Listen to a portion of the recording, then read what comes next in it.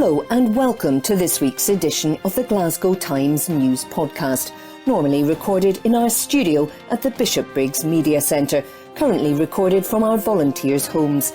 To keep in touch with us, use our social media platforms, Facebook, Instagram and Twitter, which are all at Q and Review. That's CUEANDREVIEW. Or get in touch via information@qandreview.com. That's information@CUEANDREVIEW.com. Please like and share our podcast and give us any constructive feedback. The Glasgow Times on Thursday, the 3rd of November 2022. Body found in BEARSDEN as police swarm KILMARDINNY LOCH. An article written by Kirsty Ferrick.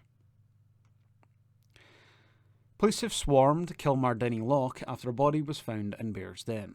A 59-year-old man was sadly discovered dead after the alarm was raised at around 9:55am this morning.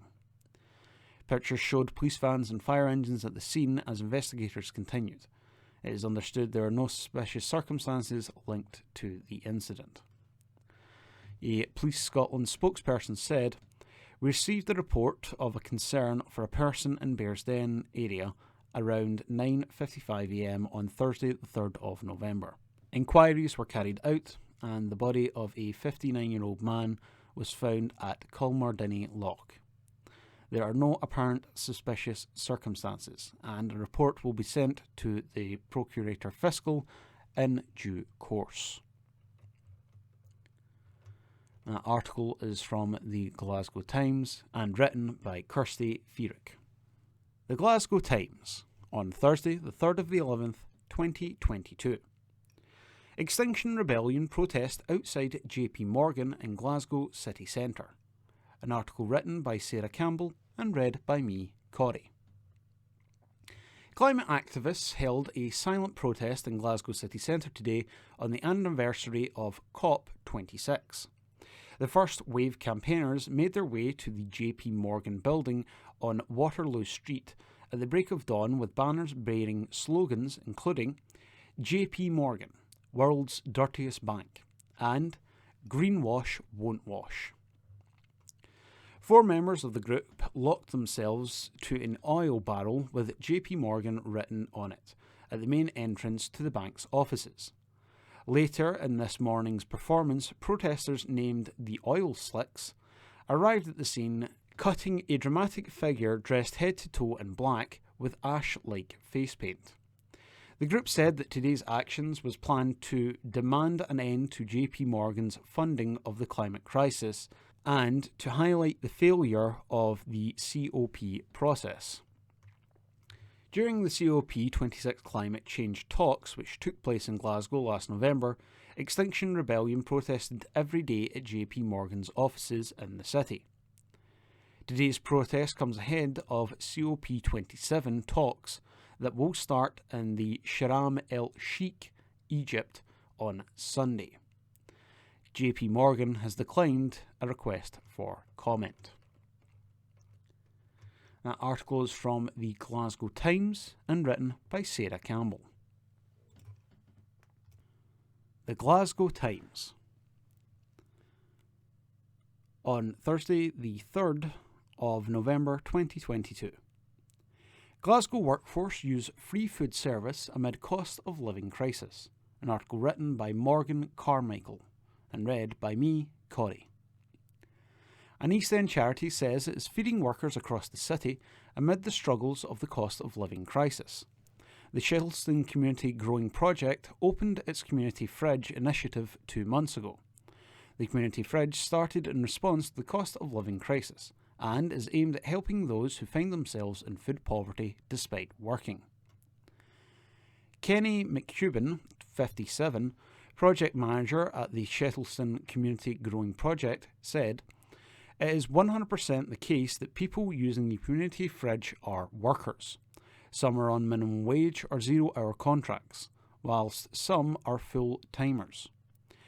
As a wealthy country, people should be able to afford to feed themselves and not rely on food banks or community fridges." Seeing this happening in this day and age is pretty shocking. It shouldn't exist.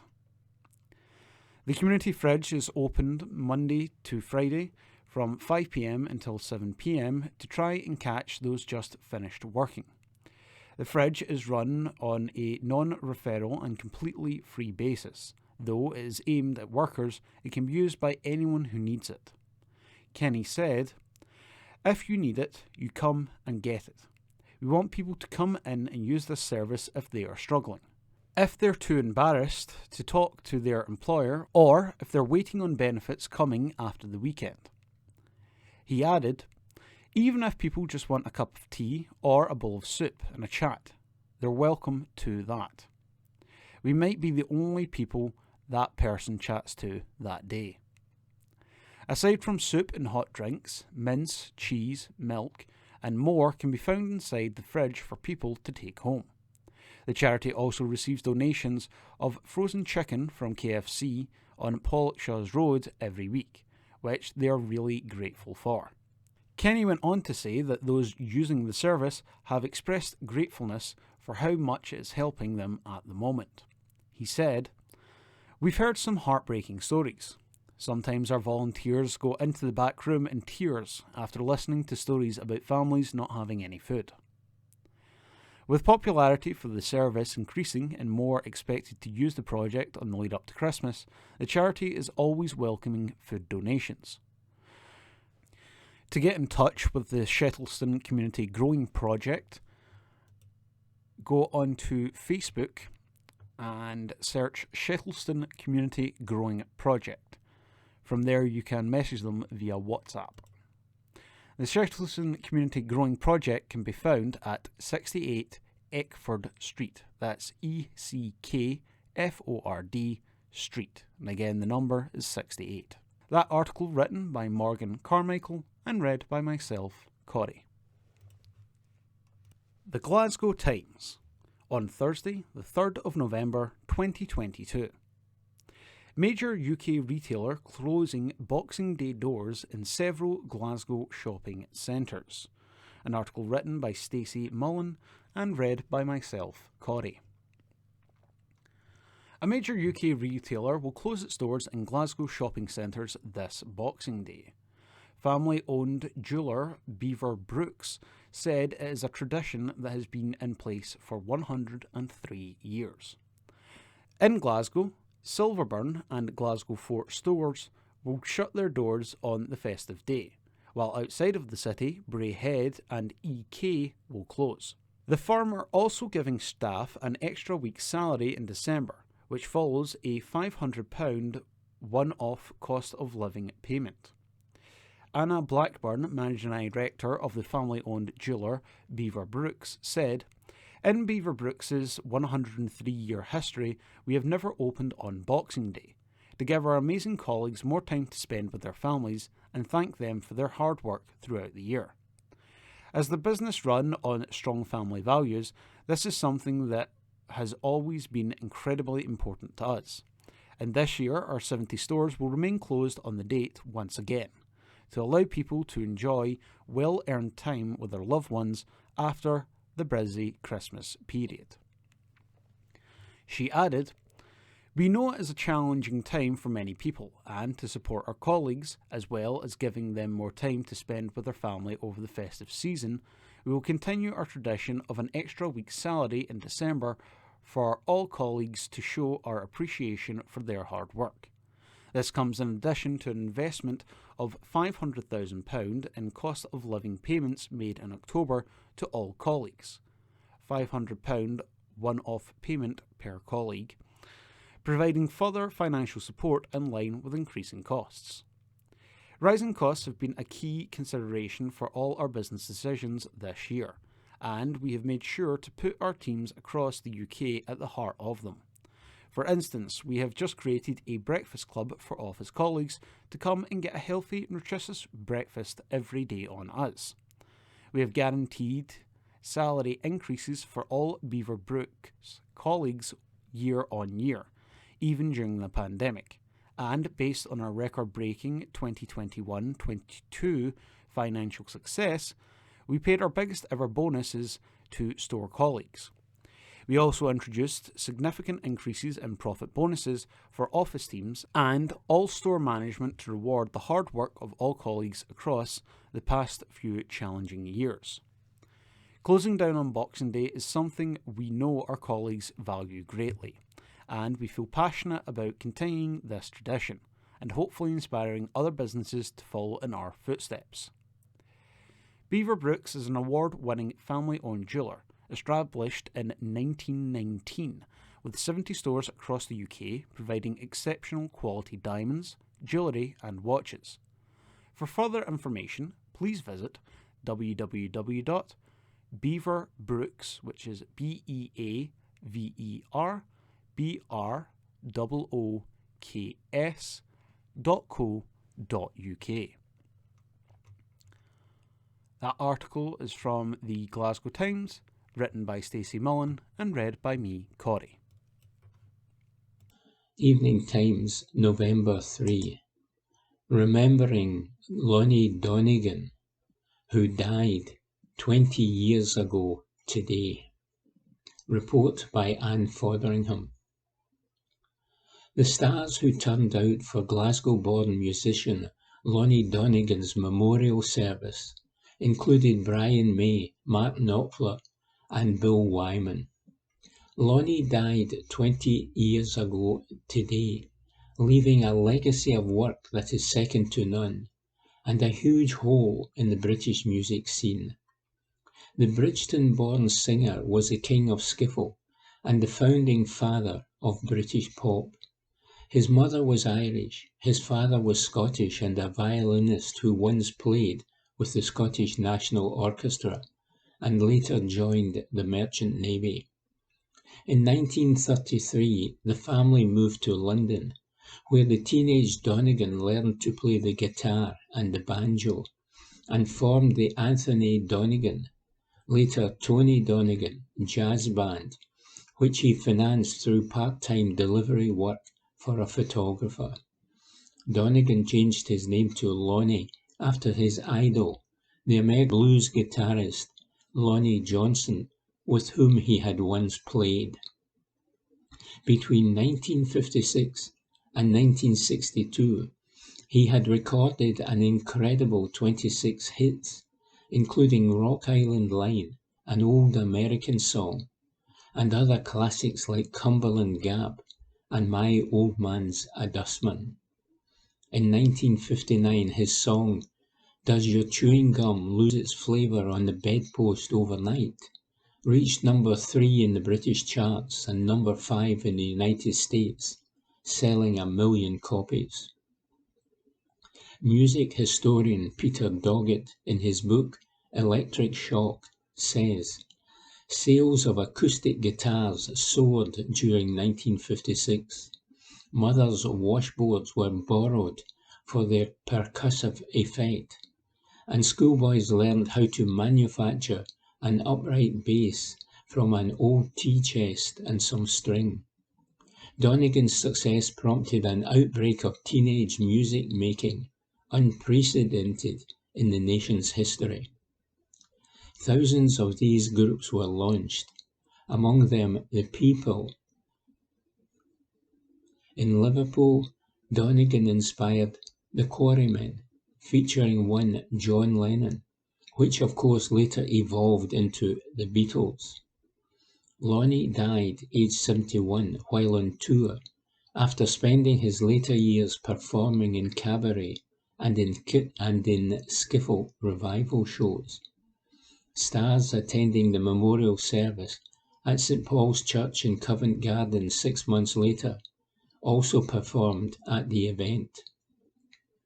Brian May of Queen sang I'm Just a Rolling Stone, accompanied by Donegan's son Peter and his group, and there was a rollicking finale when they performed Have a Drink on Me. Mark Knopfler of Dire Straits said after the ceremony that Lonnie was responsible for inspiring a number of stars, including May and Sir Paul McCartney, to take an interest in music. He added, It was Lonnie who got me started. His were the first records that I bought, or got my mum to buy. Also present was Mo Molam, former Northern Ireland Secretary, who said, "He was a friend of mine. It was a very moving service." Report by Anne Fotheringham. From the Glasgow Times, Friday the 4th of November 2022. From the news section, dance teacher accused of groping teen at Glasgow school, by Connor Gordon. A dance teacher is accused of groping a teenage pupil and sending explicit messages to other students. Gordon Brown, 51, allegedly committed the crimes at a school in Glasgow between August 2016 and 2018. Court papers state Brown was in a position of trust of the girls as his capacity as a teacher. It is claimed that Brown engaged in sexual activity with or towards the 4 girls. The first charge states that Brown repeatedly touched her in the leg and groped her breast. He is further accused of repeatedly making comments and sending messages to her of a sexual nature. Brown's conduct is said to have continued, with a second charge claiming he made comments of a sexual nature and touched the leg of another girl. A third charge states Brown made remarks about the appearance of a further girl. It is said he also repeatedly made comments and sent messages to her of a sexual nature. A final charge claimed that he repeatedly made comments to a 4th girl which were of a sexual nature. Brown pleaded not guilty on Friday to the charges at Glasgow Sheriff Court. Virgil Crawford, defending, told the court that the process began when one of the girls sent an email to another witness. He said, "This email made reference to 26 people who could say what happened." Prosecutor Lauren Donnelly told the hearing that the Crown is ready for a 3-day trial. A trial has been fixed for January next year by Sheriff Gerard Constantine, who also sent a pre-trial heading next month. Brown had his bail continued meantime. And that report was by Connor Gordon. From the Glasgow Times, Friday the 4th of November 2022, from the news section, Glasgow carer made untrained women pretend to be her and cover shift, by Kirsty Feerick, senior reporter. A Glasgow carer made a woman pretend to be her and cover her shift. Mary Gweth sent the unknown person, who had no confirmed background checks, to work with vulnerable people while employed as a support worker with Trustcare Staff and Training Limited. It is understood that the impersonator was not a trained carer, meaning service users could have been placed at risk of serious harm had she attempted to carry out manual handling procedures or administer medicine. The extremely serious matter happened around the 29th of August 2020, after Gweth had assigned a shift with SRS Care Solutions Limited. She has been out hit with a warning by the Scottish Social Services Council, which will stain her registration for a period of 48 months. Gweth has been slammed for showing complete disregard for the system and failed to treat the service users with respect.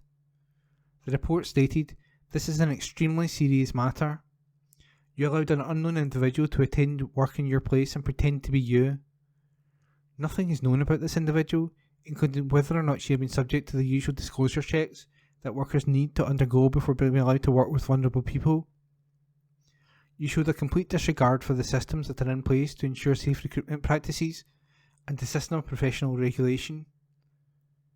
It would appear that the unknown individual was not a trained carer, meaning service users could have been placed at risk of serious harm had she attempted to carry out manual handling procedures or administer medicine.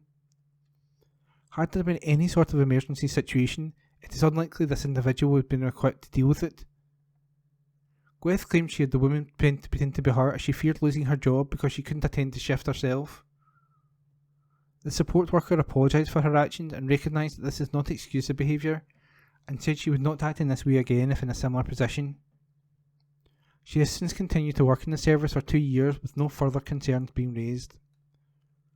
The SSSC report continued, "This risk was mitigated slightly by the fact that the shift was a double up, so there was another qualified worker there too. It also amounts to a failure to treat the service users with respect, as they have a right to expect that the people who are being allowed to enter their homes are properly vetted and properly trained workers. You must have been aware that this behaviour was unacceptable, but did it anyway. Your behaviour was deliberate and premeditated. You have, however, shown insight into your behaviour and have fully accepted what you did and that this was wrong.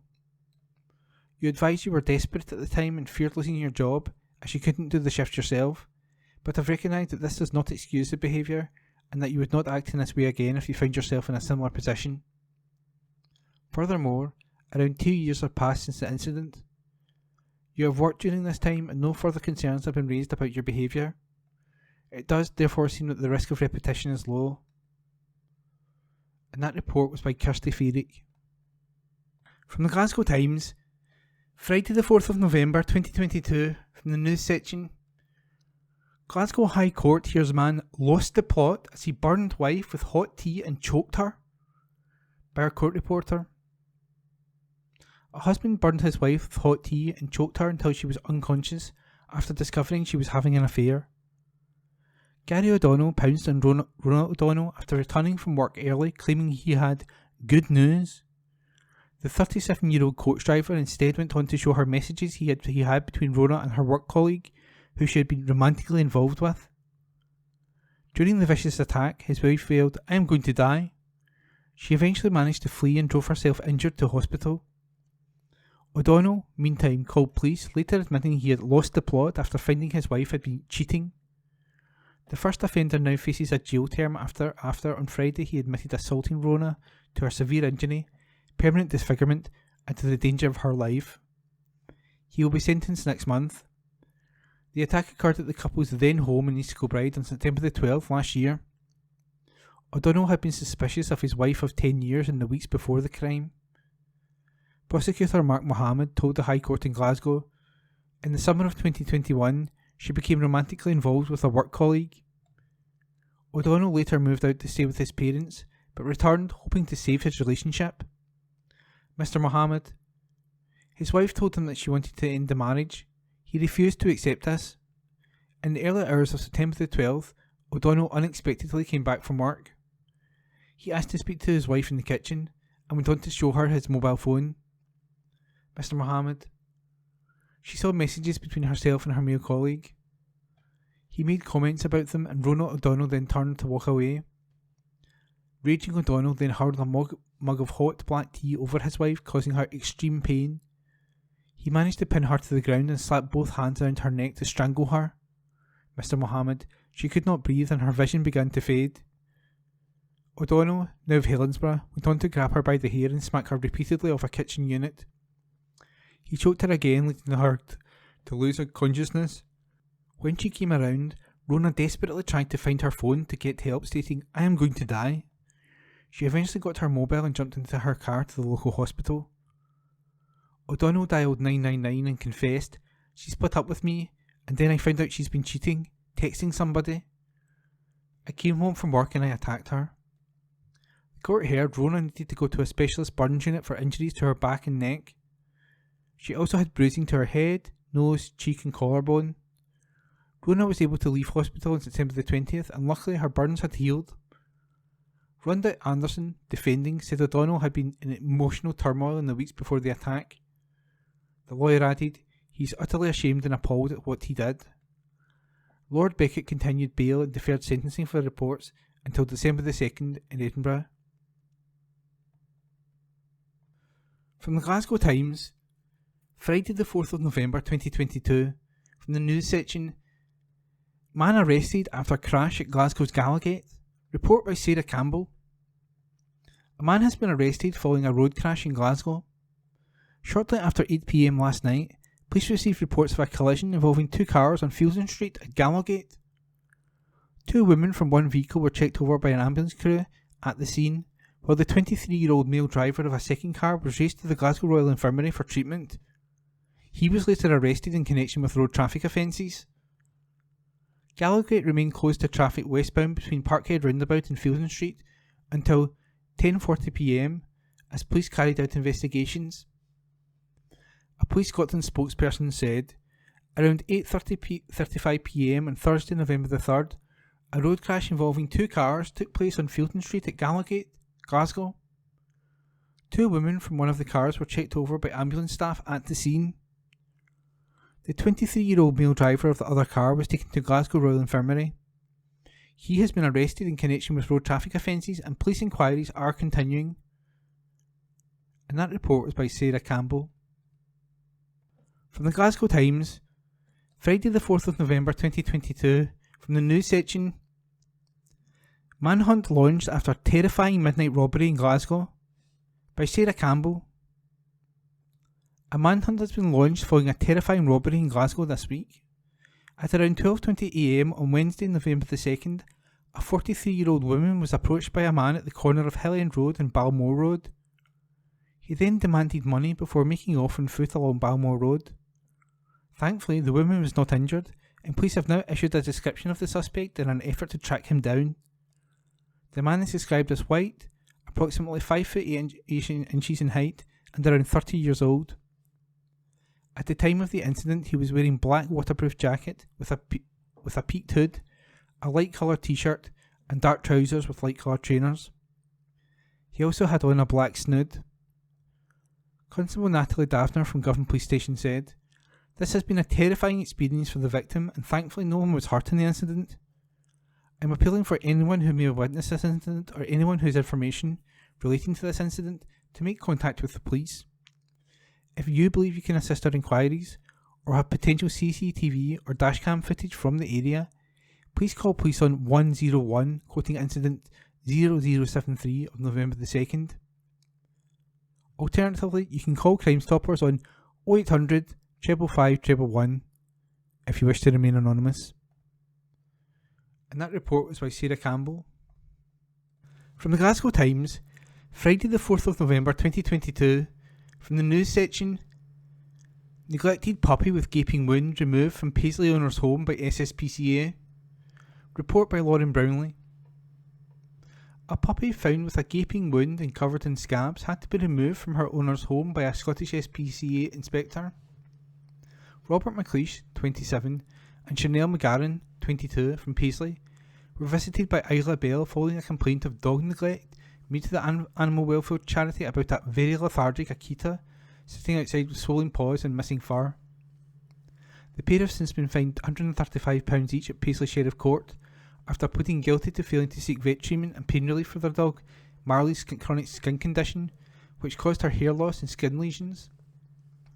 When the SSPCA inspector attended the home on August 25th, 2020, she asked to see inside the property to assess whether the dog's health could be related to their living conditions, but McLeish refused her access. Ms. Bell said, "I then observed a female Akita dog lying on a blanket outside. She appeared to be an older dog, slightly underweight, and had a generally lethargic demeanour. Marley would constantly stand up, turn around in a tight circle, then lie down as if irritated. She was also scratching constantly. I noticed blood in the back of Marie's legs and belly and on her paws from scratching herself. These areas also had a particularly sparse coat.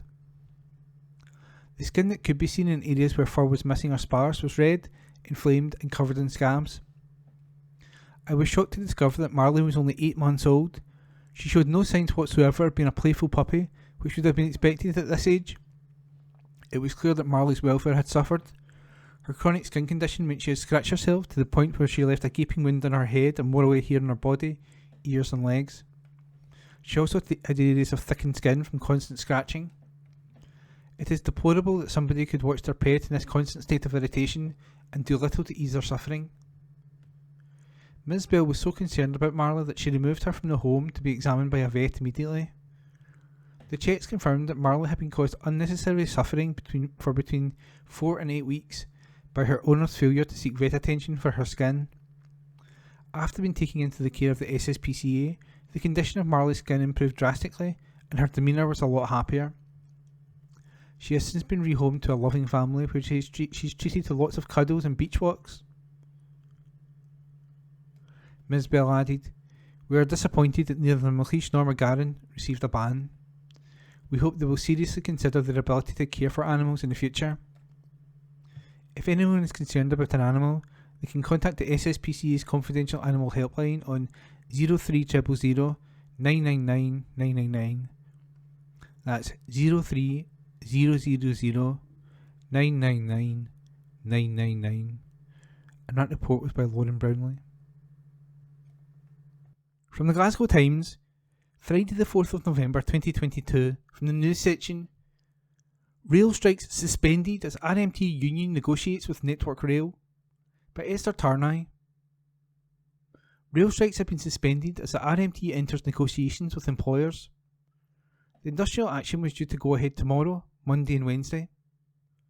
RMT General Secretary Mick Lynch said, "The threat of strike action and our strongly supported industrial campaign has made the rail employers see sense. We have always wanted to secure a negotiated settlement, and that is what we will continue to push for in this next phase of intensive talks. Our priority is our members, and we are working towards securing a deal on job security, a decent pay rise, and good working conditions. Our reballot remains live, and if we have to take strike action within the next 6 months to secure a deal, we will." And that report was by Esther Tarnay. From the Glasgow Times, Friday the 4th of November 2022, from the news section, Rangers told Celtic no CCTV was available for glass incident last season, by Ewan Payton. Celtic were told by Rangers that there was no CCTV footage available after broken glass was found in Joe Hart's goalmouth during a derby clash at Ibrox last season. As the teams re-emerged for the second half of the game, Hart pointed out to referee Willie Collum that there were shards of glass within his box. The official called health and safety staff onto the field to remove the hazards. Play was held up for 5 minutes as TV cameras caught the scenes. The match ended 2-1 to Celtic as they took a huge stride towards securing the title. Speaking at today's AGM, Michael Nicholson was asked how the glass ended up in the pitch. He replied, "I don't know. I didn't receive any update on how that got onto the pitch. We were told there was no CCTV. It's a poor show, but we will discuss that with the club in question privately and appropriately." Rangers have been approached for comment. And that article is by Ewan Payton. From the Glasgow Times, Friday the 4th of November 2022, from the news section, Stockingfield Bridge to light up for the first time at opening parade in Glasgow, by Esther Tarnay. Glasgow's newest bridge will light up in stunning colour for the first time. Here is all you need to know. As the Glasgow Times reported on Wednesday, Stockingfield Bridge opened officially to the public. The new structure now welcomes pedestrians and cyclists. On Saturday, December the 3rd, the lights will be switched on for the first time as part of a special celebration. Celebration of North Glasgow's new bridge. A procession will take place from 4 areas around the active travel bridge, representing the joining of communities for the first time since the canal was opened in 1790. It will be led by Glasgow-based art group Carnival Arts, and will see a light show with lanterns being made by the community that highlight the fauna and flora of the canal and their communities. In addition, lanterns will be fitted to standard and non-standard bikes to showcase the accessibility of the bridge. Scottish Canal's Chief Operating Officer, Richard Miller, said, 14 years after we first developed the concept with the local community, we are delighted to be able to open this amazing new bridge to the public. Not only will it transform the active travel routes to the city centre and the West End for both local people and users of the National Cycle Network, it has also helped to create a place transforming vacant and derelict land into an attractive parkland full of community spirit through the numerous artworks, creating a destination and a place of deep community ownership and pride. A project by Scottish Canals, the innovative landmark aims to connect the communities of Maryhill, Rockhill and Gislock. After 21 months, works finally concluded on it earlier this week. Already, the bridge has earned the admiration of locals and received the Institution of Civil Engineers (ICE) People's Choice Award for 2022, which recognises projects that have made a positive impact on their local communities. Earlier this year, a beautiful picture of the structure also won this year's Institution of Civil Engineers (ICE) photo competition. Surrounding the bridge is an array of artwork created by local artists in collaboration with North Glasgow residents, including mosaics, a car installation and a 121-metre mythical serpent statue. The 9 pieces of art livening up the area and strengthen locals' involvement. Sustrans Scotland director Karen McGregor said, Stockingfield Bridge is a remarkable achievement for all those involved, none more so than the local communities that help make it a reality and who will feel the real benefits of it. We are excited to see this truly iconic structure opening to the public for the very first time, and are confident it will secure status as a beacon of accessible active travel on the Glasgow skyline for years to come. And that report was by Esther Tarnay. From the Glasgow Times, Friday the 4th of November 2022, from the news section, 2 well-established Glasgow nurseries sold as owners retire, by Lauren Brownlee. 2 well-established nurseries in Glasgow have been sold following the owner's decision to retire. Sinclair Nursery on Sinclair Drive in Glasgow Southside and Victoria Park Kindergarten, located on Dumbarton Road in the city's West End, were previously owned by Robert Burns and Peter Hume. The pair have since retired and sold their businesses for an undisclosed price to Bright Stars, which owns a total of 83 nurseries, including 15 in Scotland. Peter Hume said, "We purchased Sinclair in September 2008 and Victoria in August 2015. We would probably have retired earlier if it wasn't for the fact that the staff were amazing on both sites and made our life easy. We have now retired and plan to spend more time on the golf course and going on holiday."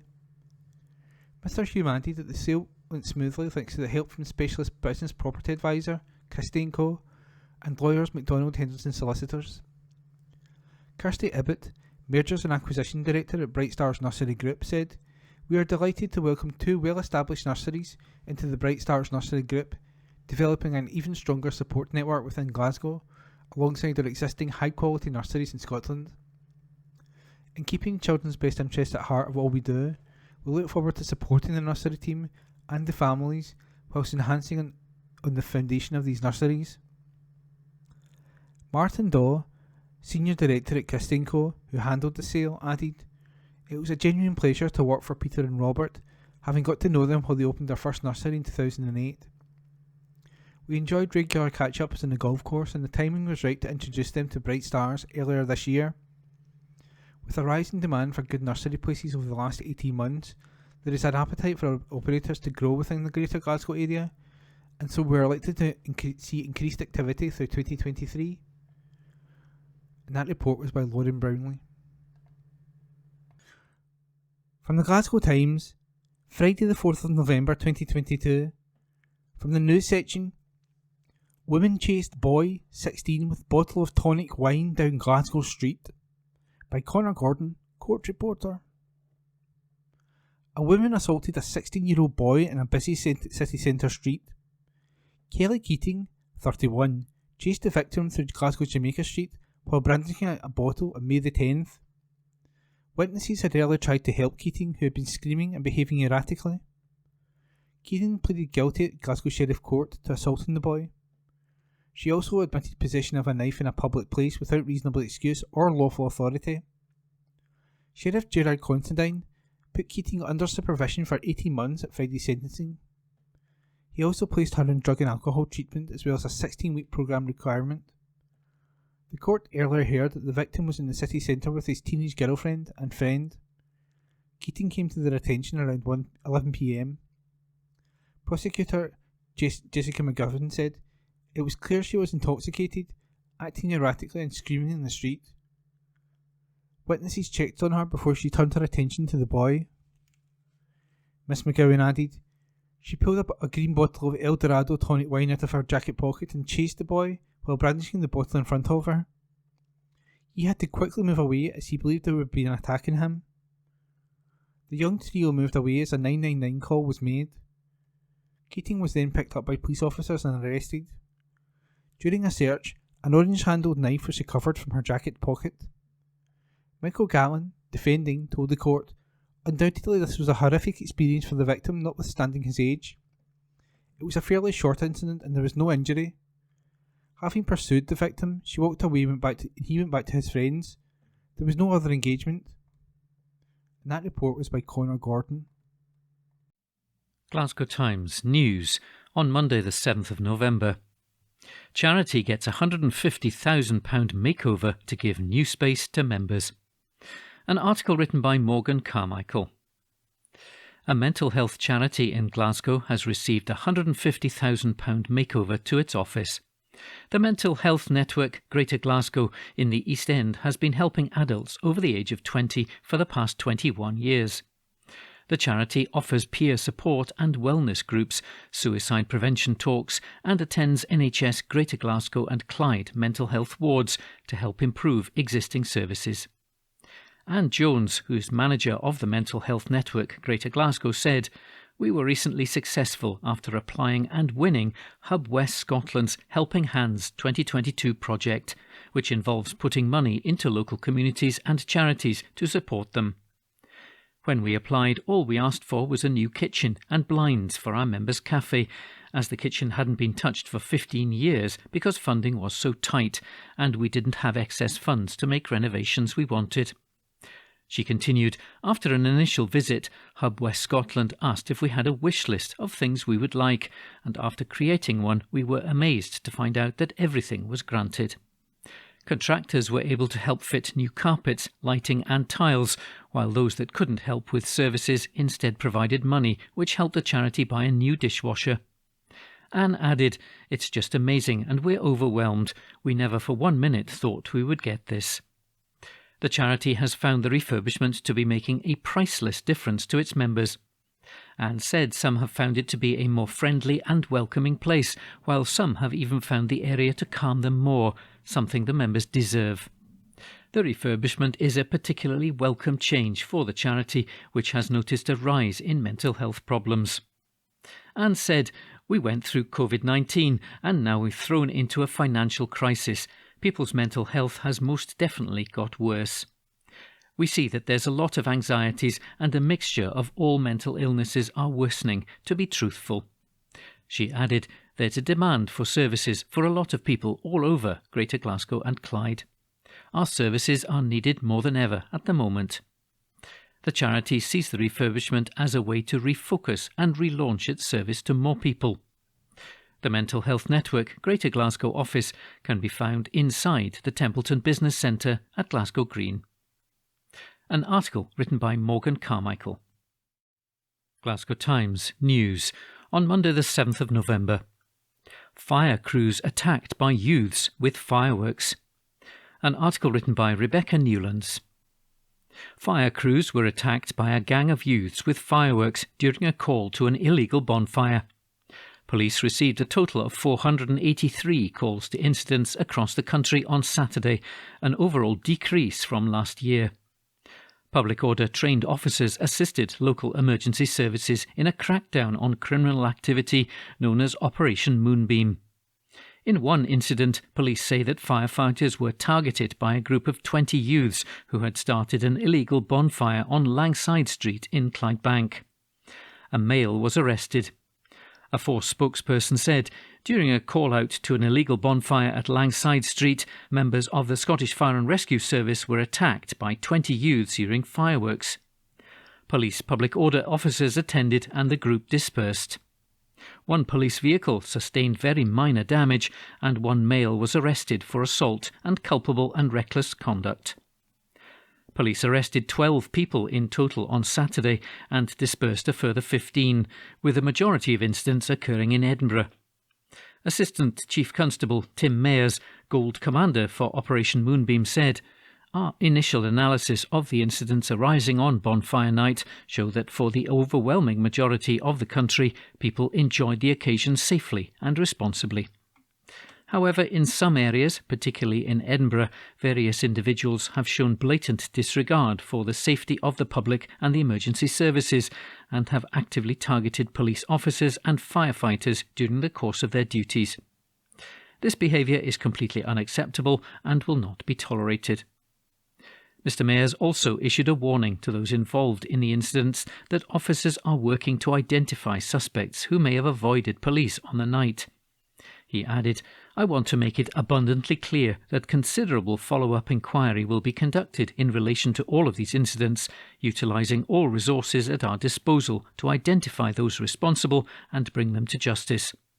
Don't think that just because you evaded police on the night that we won't be knocking on your door in the near future. I'd ask anyone who has information relating to the offences observed to contact police via 101 so that we can investigate appropriately. What the events demonstrate to me is the importance of having a robust frontline policing service that can be readily supported by national and specialist colleagues when required. Similarly, working in partnership with other emergency colleagues and local authorities is equally important to ensuring we're deploying the correct level of resource to the right areas at the right time. All of those who were on duty during Bonfire Night showed exceptional professionalism and dedication to protecting communities from harm during extremely difficult and challenging circumstances. I'm grateful for all their efforts. An article written by Rebecca Newlands. Glasgow Times News on Monday the 7th of November. Glasgow City Council reaffirms its commitment to eradicating HIV. An article written by Catherine Hunter. Glasgow City Council has reaffirmed its commitment to eradicate HIV and the stigma that surrounds it by signing up to meet the new 95-95-95 targets. This vision was introduced in December 2020 by the United Nations Programme on AIDS, known as UNAIDS, which released a new set of ambitious targets calling for 95% of all people living with HIV to know their HIV status, 95% of all people with diagnosed HIV infection to receive sustained antiretroviral therapy, and 95% of all people receiving antiretroviral therapy to have viral suppression by 2025.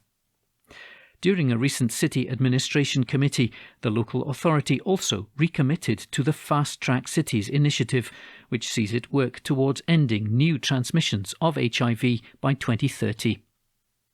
Glasgow was the first city in Scotland to sign up to the programme in 2018, and it's been followed by Edinburgh, Aberdeen and Dundee. Speaking at the meeting, Councillor Chris Cunningham said Glasgow first signed up to the Fast Track Cities in 2018, but progress was interrupted by the pandemic. We're now looking at new targets. Third sector organisations are also committed to it, and the Scottish Government plans to build a national strategy for the elimination of HIV by 2030. The Fast Track Cities initiative is a global partnership between cities and local governments around the world with 4 core partners. An article written by Catherine Hunter. Glasgow Times News on Monday the 7th of November. Glasgow man taking part in Movember in honour of his cousin. An article written by Danielle de Souza and Lauren Brownlee. A man who is to meditate blindfolded for 60 hours as part of Movember hopes that his challenge will have the ripple effect of sparking conversations about men's mental health following the loss of his cousin to suicide.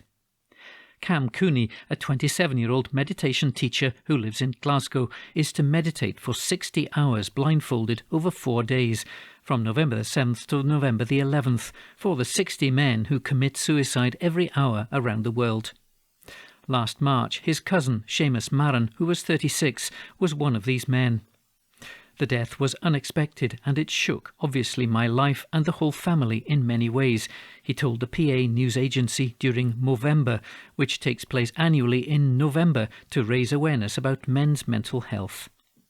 I looked up to Seamus as a role model, and when we used to work on building sites together in Adelaide, South Australia, we would have open conversations about football and general life, and we also had personal conversations about things we struggled with. He was a very placid, calm-natured and just compassionate person, and so after his death, Movember was personal for me. Having walked 600 kilometres as part of a 20-strong team last year for Movember, he decided to do something which involved meditation this year because the act created an instant difference in him, whereby he was happier and less stressed and anxious after admitting to not being able to deal with his emotions in the past. As a young teenager, I used to drink and take drugs to kind of suppress how I was really feeling, he said. And when I was 19 and working on a building site, I broke my back after falling from a ladder, and I was very lucky to be able to walk away from that. I spent 6 months in rehab building up my strength and obviously recovering, and all my emotions bubbled to the surface. Cam decided to deal with his mental health head-on after he found it difficult to return to work following the recovery period and was faced with taking antidepressants or finding something else, following a doctor's appointment, which led to him taking part in meditation sessions. He said the sessions sparked a bit of a fire for me in terms of trying to get others to embrace the activity, and he became a meditation teacher in 2019 after moving to Bournemouth. He said Seamus was one of the main male figures in his family who supported his change in career. He was probably the only one in my family who was interested and wanted to do it himself, but because he was in Australia and I was in the UK, I couldn't teach him. But we had the conversation many times, and when he took his own life, there was obviously regret within myself that I did not teach him, he added. I've taught hundreds of people around the world who have come to me in such states with their mental health, and through teaching them meditation, they've completely shifted their lives in a positive way, he said. So this year, when I became a Movember ambassador, I decided I'm going to do meditation this year. For the challenge, Cam is to wear a blindfold, which represents the darkness you feel when you're struggling with your mental health. You feel like there's no kind of light in your life at all. He hopes that his challenge will break down the stigma associated with male mental health and spark conversations. I think there's still a lot of stigma around actually talking about your mental health, especially for males, and kind of maybe admitting that you may be struggling, he said.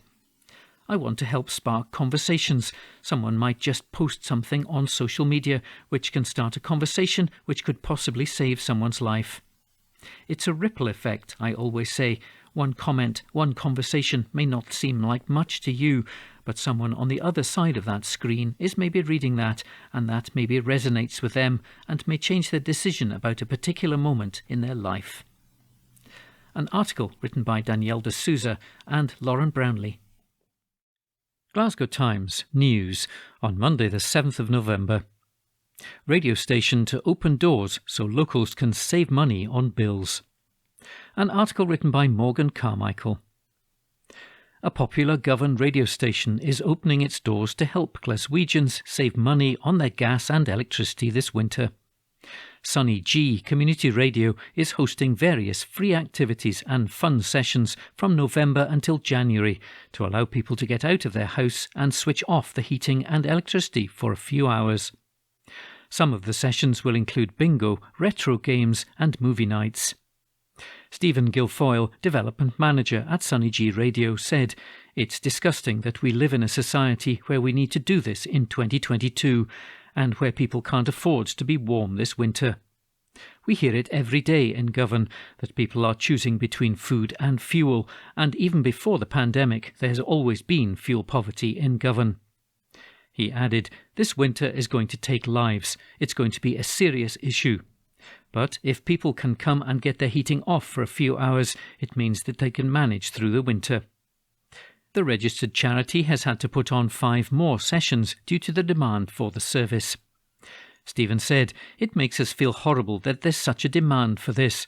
It's unfortunate that we need to do this, but it has to be done." He also said, "We hope to put a smile on people's faces.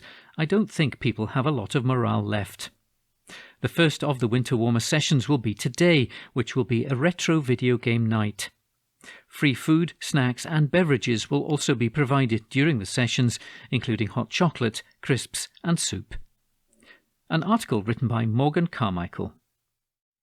Glasgow Times News on Monday the 7th of November. Boardwalk will be shut for months. An article written by Morgan Carmichael. A much-loved boardwalk in Lenzie Moss is set to close for months as part of a revamping programme. The existing boardwalk, which was built in 2005, is set to be completely renovated to provide better access to the nature reserve for visitors. 2 sections of the existing paths will be upgraded as part of the project. The first section will cover the path from the entrance of Heather Drive and will link with the main path that runs to Blackthorn Grove. Work will begin today and should be finished by February. Following the first section being completed, the second section will see work on the path that runs from the entrance to Lenzie Railway Station car park along the northern boundary of the railway line to the boardwalk. This will be carried out between February and March.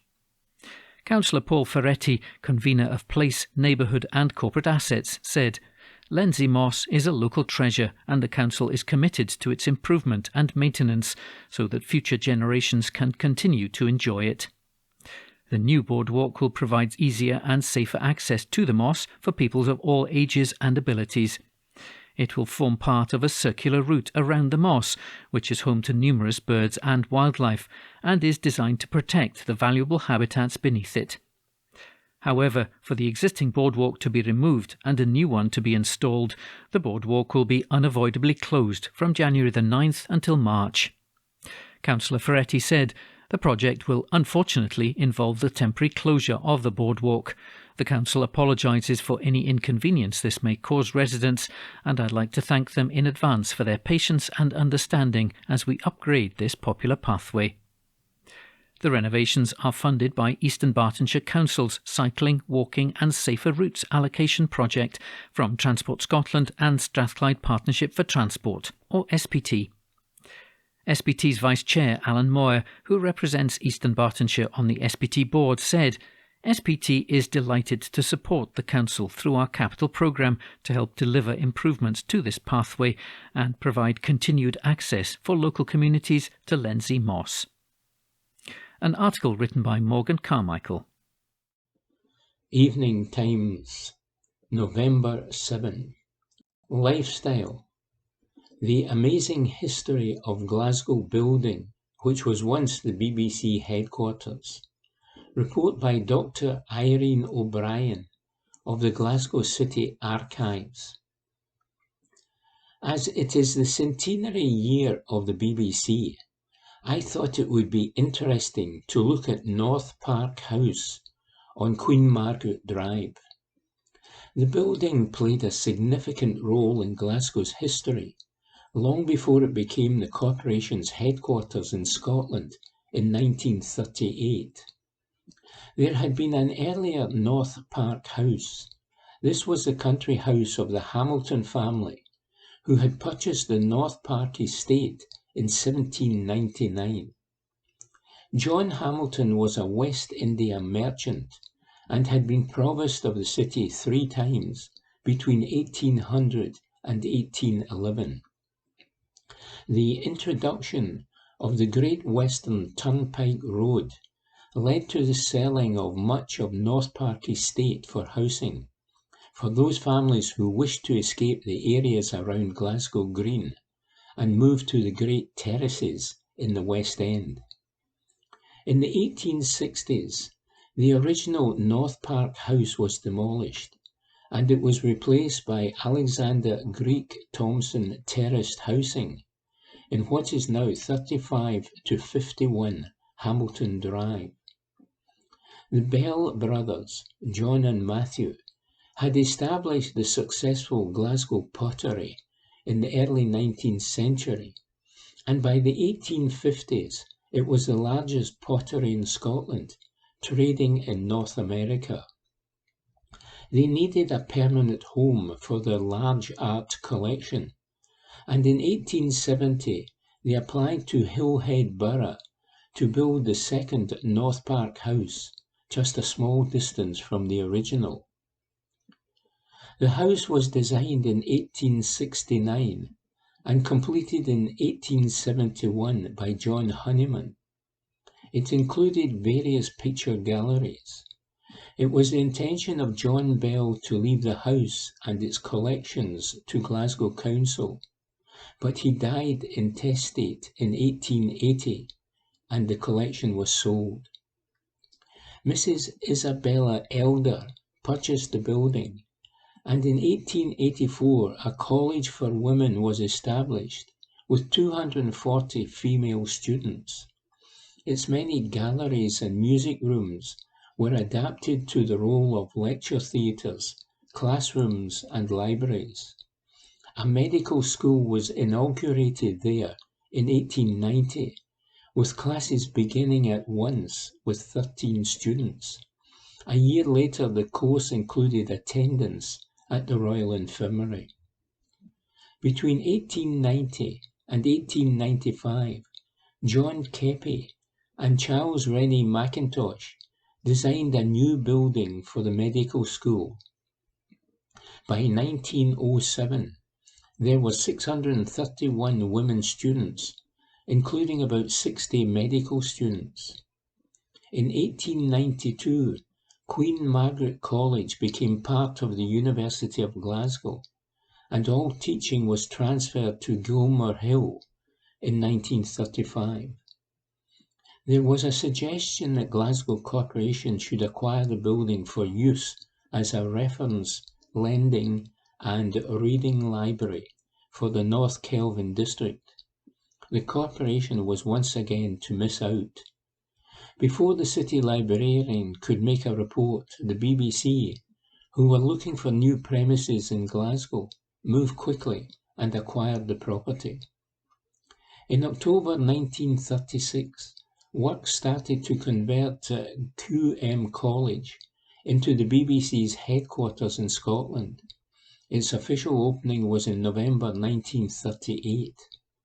In the 1960s, the site was extended to the east, taking in the former Hillhead Bowling Club and Kelvinside Nursery in the 1960s. In 2007, the BBC relocated to a new building at Pacific Quay. All structures, except North Park House, Miller's 1930s additions to it, and the anatomical department were demolished by 2010. The northeast section of the building, originally the dissecting room, and the pitched roof and gable of the former museum at the southeast were also demolished, reports Dr. Irene O'Brien of the Glasgow City Archives. Evening Times, November 7. Opinion. Martha Wardrop says, pedestrian safety needs to be a bigger priority. There are many benefits from walking, including a boost to our mental and physical health. We have to make it easier for people to cross the road and to give people the pavement space they need to walk around safely. This makes a huge difference in enabling more people to access local high streets, shops, and other businesses in a sustainable way. When considering investment to support the future of the high street and the city's economy, there is a need to make places more pedestrian-friendly. Compared with other often more costly transport options, improvements to a neighbourhood for pedestrians and cyclists can offer a good return on investment, especially for retailers. The quality of our public spaces is connected directly to people's perceptions of how attractive they are. If people have positive perceptions of a place, they are more likely to visit and shop there. Therefore, public realm investment can lead to increased employment in our high streets and also support regeneration by encouraging local business startups. There are huge challenges for high streets due to the increase in online shopping and the changes brought about by new technology. However, we can boost footfall in our high streets and town centres by making them more accessible and improving the experience of pedestrians getting around our city's streets. We have to ensure that more walking does not lead to more pedestrian casualties. There are some groups that are particularly vulnerable, such as children and young people, disabled people, and older people. To live independent, vulnerable older people need their mobility to be supported to reach the local activities and services that they require. Crossing our roads is one of the major concerns. Safe walking routes are especially important to access bus stops and make use of public transport. We can create a safer physical environment for walking through better design of pedestrian infrastructure. This can reduce the risk of crashes and minimize the severity of any accidents that do occur making fatal injuries unlikely. It is recognised that pedestrians are particularly vulnerable to road traffic crashes. At 30 kilometres per hour, a pedestrian has a 90% chance to survive an impact. If a vehicle hits you at 50 kilometres per hour while you're walking down a street, that collision will have the same impact of falling from the 4th floor of a building. Through creating a safer pedestrian environment, we can help everyone share the road safety together. We have to ensure that older people, disabled people, pregnant women, parents and small children are involved in shaping improvements to our streets. Safer crossings are key, with more visible signposting and appropriately positioned. We will also have to ensure that bus passengers and other people accessing public transport by foot are able to inform decision making, and they are supported to travel more safely.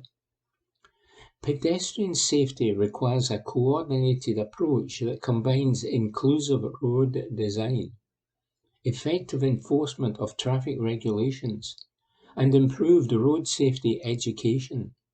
Pedestrian deaths and injuries are preventable, and pedestrian safety has to receive the attention it merits, says Martha Wardrope. From the Glasgow Times, Tuesday the 8th of November 2022, from the news section. I get a chat, a bit of heat and a laugh. Glasgow Warm Spaces helps locals with bills and morale. By Morgan Carmichael. An East End housing association is helping locals battle the cost of living crisis with a new initiative. Millbank Housing Association began its Warm Spaces initiative last week to help locals switch off their gas and electricity and save money this winter. The initiative has seen the association opening up 2 East End community halls throughout the week to offer a space where locals can get free drinks, food and a chat. The initiative runs Monday to Friday at Blue Vale Community Hall from 10 a.m. till 4 p.m. and MHA Community Hall every Thursday from 9 a.m. till 4 p.m. Margaret Cameron, Blue Vale Hall caretaker and Millbank Housing Association employee, said, "We started Warm Spaces last Monday because this is something that's needed right now with cost of living going through the roof. This is a place for people to be. It's a heated space, so people can come and save some money on their bills. Even if people want to come in and just watch the television, that's totally fine. We're just trying our best for the community." During Blue Vale's Warm Spaces, a free breakfast between 10 a.m. and 12 p.m. is served, as well as free hot rolls from 12 p.m. until 4 p.m. Those using the services have stated its usefulness during this difficult financial time. Linda Pettigrew, 31, from High Carntine, said, "I work, and the cost of living crisis is making it hard for people that work as well as pensioners. So I come here, I get a chat, a bit of heat and a laugh. This initiative will help me a lot, bill-wise." Donna Cook, 60, a volunteer with Millbank Housing Association and a user of the Warm Spaces initiative, said, "It's a brilliant idea. It means that a wee pensioner can come in and there's something here for them, whether that's a chat or some homemade soup. In terms of gas and electricity, if someone is sitting in the house all day, they're burning that, but if they're here, they don't need to burn it. For that, it's a fantastic idea." Christina Courtney, 74, from the Denniston area, said, "I'm definitely going to keep using the Warm Spaces initiative." She went on to say how the service helps sociably as well as bill-wise. Jean Hanratty, 69, also from the Denniston area, added, "It's helped me quite a lot already. Before this, I had shut down." To contact Millbank Housing Association, call them on 0141 551 8131. That article was by Morgan Carmichael. From the Glasgow Times of Tuesday, the 8th of November 2022, from the opinion section, The Green View, Martha Wardrope, pedestrian safety needs to be a bigger priority. There are many benefits from walking, including a boost to our mental and physical health. We have to make it easier for people to cross the road and to give people the pavement space they need to walk around safely. This makes a huge difference in enabling more people to access local high streets, shops and other businesses in a sustainable way. When considering investment to support the future of the high street and the city's economy, there is need to make places more pedestrian friendly. Compared with other, often more costly transport options, improvements to a neighbourhood for pedestrians and cyclists can offer a good return on investment, especially for retailers.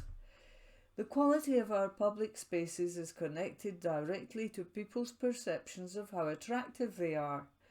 If people have positive perceptions of a place, they are more likely to visit and shop there. Therefore, public realm investment can lead to increased employment in our high streets and also support regeneration by encouraging local business startups. There are huge challenges for high streets due to the increase in online shopping and the changes brought about by new technology.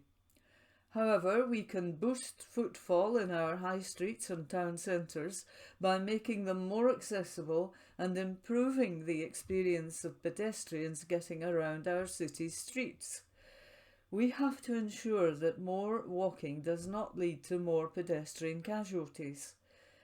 There are some groups that are particularly vulnerable, such as children and young people, disabled people and older people.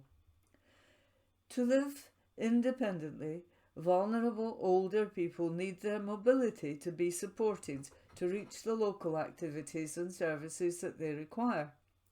Crossing our roads is one of the major concerns.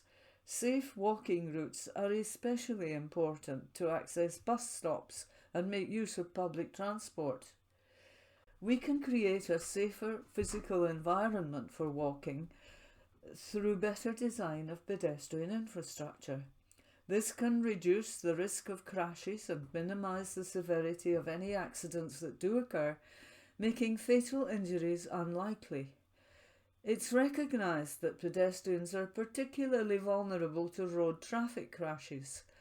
At 30 kilometres per hour, a pedestrian has a 90% chance of surviving an impact. If a vehicle hits you at 50 kilometres an hour while you're walking down a street, that collision will have the same impact as falling from the 4th floor of a building. Through creating a safer pedestrian environment, we can help everyone share the road safely together.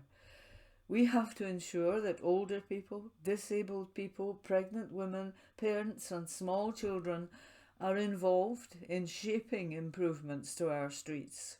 Safer crossings are a key, with more visible signposting and appropriately positioned.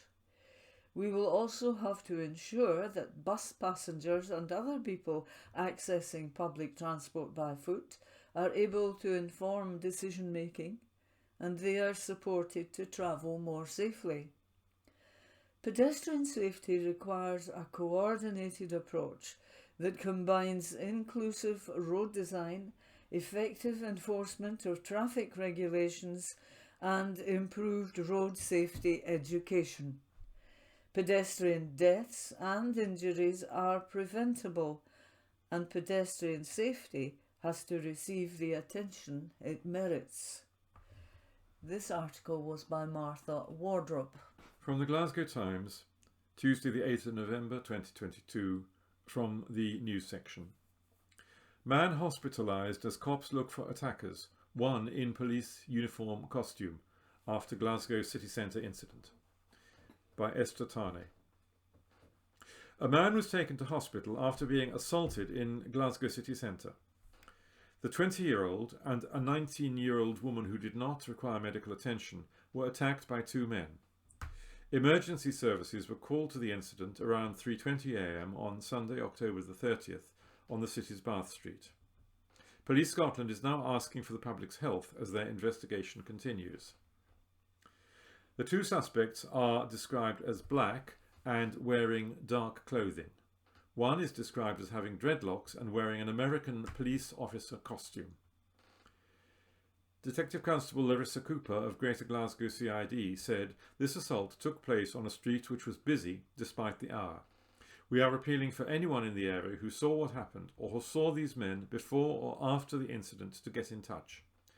In addition, anyone driving in the area with dashcam footage that could assist with our inquiries is also asked to make contact with us.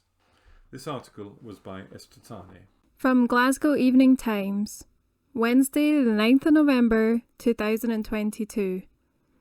From the news section, review, Jamie T kicks off tour in Glasgow's O2 Academy by Gabriel Mackay, rated 3 out of 5 stars. It's a bit of an old, a bit of a new, a bit of everything, says singer-songwriter Jamie T as he informs Glasgow crowd what to expect from his setlist at a packed-out academy. The 36-year-old is finally back on the road to promote fifth album The Theory of Whatever, released in July, to positive reviews. A bit of everything is probably a good way to describe the record, and the scattergun approach that works on the albums proves something of a mixed bag here. Kicking off with 90s cars, a calypso-tinged effort, and old-style raiders proves a master stroke with the well-lubricated crowd roaring their approval at two tracks that hark back to the artist's rap rock breakthrough sound. Stalking the stage, Jamie T, real name Jamie T. Reyes, in an oversized khaki shirt and black hat, has the room roaring its approval, but as he delves into more guitar-heavy and melodic tracks such as Limits Lie from 2014's Carry on the Grudge, the energy notably drops. That's not the fault of the singer-songwriter or his band, but it seems this facet of his sound isn't necessarily what the well-lubricated crowd signed up for. I thought people were leaving tea jokes at one point, having mistaken the toilets and the bars as the side of the room for exits. I thought it was going quite well. It's clear to see the Londoner is in his element back on stage joking with his band that the true measure of love and friendship is being willingly to play the ukulele on stage. A 2-song acoustic interlude is punctuated by some brief technical issues ahead of Salamander, which is dedicated to Las Vegas before some more new songs get an airing. Album highlight, A Million and One New Ways to Die, is delivered with a punk blast which reaches all the way to the back of the room, as is Between the Rocks, but it's notable that 368 from second album Kings and Queens is what really has the crowd jumping. This is our last song, T tells the crowd before launching into the furious version of If You've Got the Money, and from here on out it's a sea of limbs on the floor. He and the band returned for an encore featuring arguably his 3 best hits. The intro to Sheila draws the biggest roar of the night so far, with the crowd belting back every line of the iconic takedown of toxic masculinity. Well done, Jack. Glug down that cider. You're right, she's a slut, and you never F-word liked her. T gives up vocal duties together on the chorus of Sticks and Stones, allowing the room to take over before Zombie sparks a mosh pit in the centre of the floor, and 2,500 people are sent home sweaty and elated. Despite his earlier précis, the singer-songwriter loves delivering the unexpected releases, what he wants, when he wants, and is evidently not in the business of playing to people's expectations. That he can take so many people with him on the journey is commendable, even if a good slice of tonight's crowd clearly want nothing but the hits. And that article was by Gabriel Mackay. From Glasgow Evening Times, Wednesday the 9th of November 2022, from the news section, Glasgow volunteer who overcame tragedy wins UK award, by Anna Fotheringham. A selfless Denison woman was named Scotland's Volunteer of the Year at a prestigious national awards ceremony. Sophie Ross, whose life was turned upside down when her mum died in 2013, triumphed at the Help Force Champions Award which celebrates exceptional healthcare volunteers from across the UK. The 31-year-old NHS 24 call handler urged others to remember support is out there during the difficult times. It's really hard when you need help, but don't know where to get it. I know what that feels like, said Sophie. That's why I do lots of talks to get that message across. Whatever is happening in your life, there will always be someone that can help you. For me, it was the Prince's Trust. In 2018, after being unemployed for 6 years, Sophie started to volunteer before applying for the Prince's Trust NHS 24 course. She was successful and at the end of the course got a job as a call handler. Sophie is also a young ambassador for the Prince's Trust Scotland, taking part in fundraising activities and giving talks to help other young people realise they are not alone. Most recently, she volunteered at Glasgow Royal Infirmary, delivering patients' bags up to restricted visiting wards and bringing laundry back down to loved ones when restrictions were in place, and this gave patients on the wards valuable links with their families. Sophie admitted life had not always been straightforward after her mum's death, but added, "My mum was always helping people, but she suffered from her mental health throughout her life. This is why I continue to raise awareness by talking about my own struggles. I am not proud of parts of it, but by telling my story I can help one person overcome any struggle. That's all that matters." Sadly, Sophie could not attend the London ceremony, but fellow volunteers at the Prince's Trust collected her award on her behalf. "I was sad not to go, but so delighted to have won. It hasn't really sunk in," she said. "I don't do what I do for awards, but it is really lovely to have been recognised in this way." Judges at Helpforce said Sophie's compassion for helping others oozes out of her, and added she has such a passion for volunteering, never saying no to a challenge or a new role if that benefits the community. She recently spoke at the Scottish Parliament representing NHS volunteering. Carly Sterling of NHS 24 added, "I'm sure Sophie's mum would be so proud to see that young woman she has become and how selfless she is." And that article was by Anne Fotheringham. From Glasgow Evening Times, Wednesday the 9th of November 2022, from the news section. Project underway to reimagine the future of Glasgow's Golden Z, by Deborah Anderson. IT was the envy of towns and cities across the country as Glasgow's Golden Z lured shoppers to a retail experience like no other. From the high street names on Sauchiehall Street to the designer stores on Buchanan Street and the fashion giants of Argyle Street, it was a massive success story for the city. However, even before the pandemic, the edges of the Golden Z were beginning to come undone. Sauchiehall Street was impacted by 2 major fires, and earlier this year, Marks & Spencer's closed its doors. At the other end of the retail link, Debenhams department store closed, and there are now plans to demolish the flagship Buchanan Galleries shopping mall. However, now a project is underway to reimagine the future of the city centre's Golden Z at the heart of Glasgow's retail core. The City Council has appointed a Glasgow-based consultant team comprising Stantec, 360 Architecture, and Kevin Murray Associates to create a new vision and plan for the area in and around the 3 streets. It is in part of a proactive response to the post-pandemic challenges and opportunities facing the city centre. Landowners, businesses, institutions, agencies, residents and visitors will be involved in the collaborative process to consider how the area, currently defined as the Golden Z, should improve in the future as a place for all. Councillor Angus Miller, convener for the City Centre Recovery at Glasgow City Council, said, "The Golden Z of Sauchiehall Street, Buchanan and Argyle Streets has traditionally been the retail's heart of Glasgow. But changes in the sector mean that action has to be taken to ensure that the area continues to thrive in the future. The vision and action plan for the area will be informed by local businesses and residents as well as developers and guide its development in the years to come. The project will look at the impact of changing retail and leisure trends, growing city centre living, and the need to repurpose vacant space sites and buildings, as well as the potential contribution of significant future redevelopment proposals such as the Buchanan Galleries and St Enoch Centre. Funded by the Scottish Government City Centre Recovery Fund, It will be overseen by Glasgow City Centre Task Force, co-chaired by Councillor Angus Miller and Stuart Patrick, Chief Executive of the Glasgow Chambers of Commerce.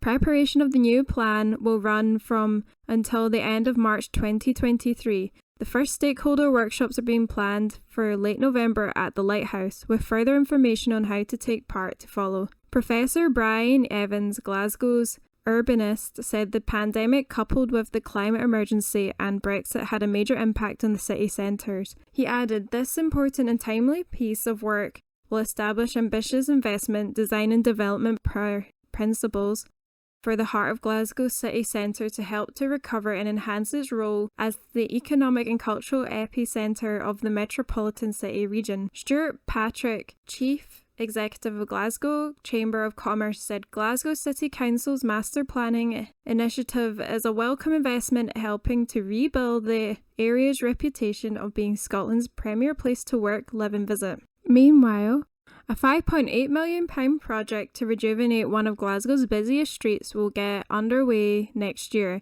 The Glasgow City Region Cabinet approved the public realm work on Byres Road, which will begin in January 2023.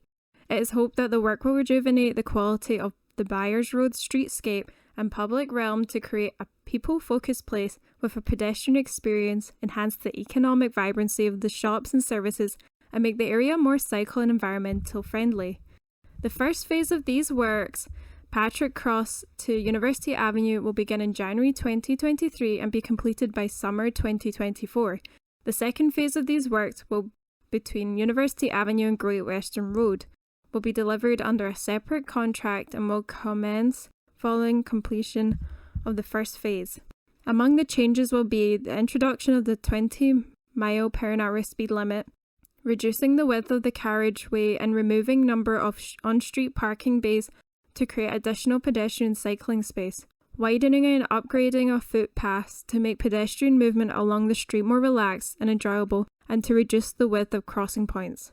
John Turner, chair of Byres Road and Lane Businesses Information District, said that they were very pleased that after the considerable delays caused by the pandemic, the planned improvements to Byres Road would finally be getting underway in early 2023. He said, "We are eagerly awaiting the completion of the works and trust that they will enhance Byres Road in its position as a top destination." And that article was by Deborah Anderson. From the Glasgow Evening Times, Wednesday the 9th of November 2022, from the news section. What is on the Greggs Christmas menu and when is it available? By Amelia Kettle. One of the nation's favourite bakeries, Greggs, has today launched its Christmas menu for 2022. The festive-themed range will include a range of favourites making their return, including very popular festive bake. The Pigs Under Blanket Baguette, £3.50, is also making its return, which has all the trimmings of a roast from pork sausages, onion and sage stuffing, bacon and cranberry sauce. Greggs also catered for vegan diets with a vegan turkey-free and stuffing baguette, £3.50.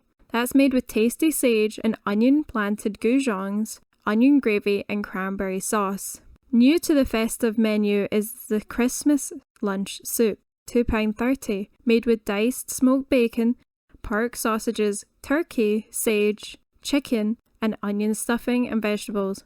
It's a perfect blend of a Christmas dinner. You can also get your hands on a range of hot drinks to keep you warm during the winter months. The likes of a salted caramel latte, mint hot chocolate, and mint mocha are all available nationwide, and the prices start at $2.30. When does the festive bakes return to Greggs? Of course, the fan favourite festive treat, the festive bake, will be also making its long-awaited return to Glasgow menus, with a planned release date of Thursday the 10th of November in all bakeries nationwide. The festive bake, £1.80, is made from crumble-topped pastry and filled with pieces of cooked chicken, sage and onion stuffing, sweet cured bacon and covered in a creamy sauce and cranberry sauce. The vegan festive bake, £1.80, is also returning with its massive success during 2021 launch. All items will be available in Greggs nationwide from November 10th. And that article is by Amelia Kettle. And that was this week's Glasgow Times News podcast, normally recorded in our studio at the Bishopbriggs Media Centre, currently recorded from our volunteers' homes with the publisher's kind permission. Thanks for listening.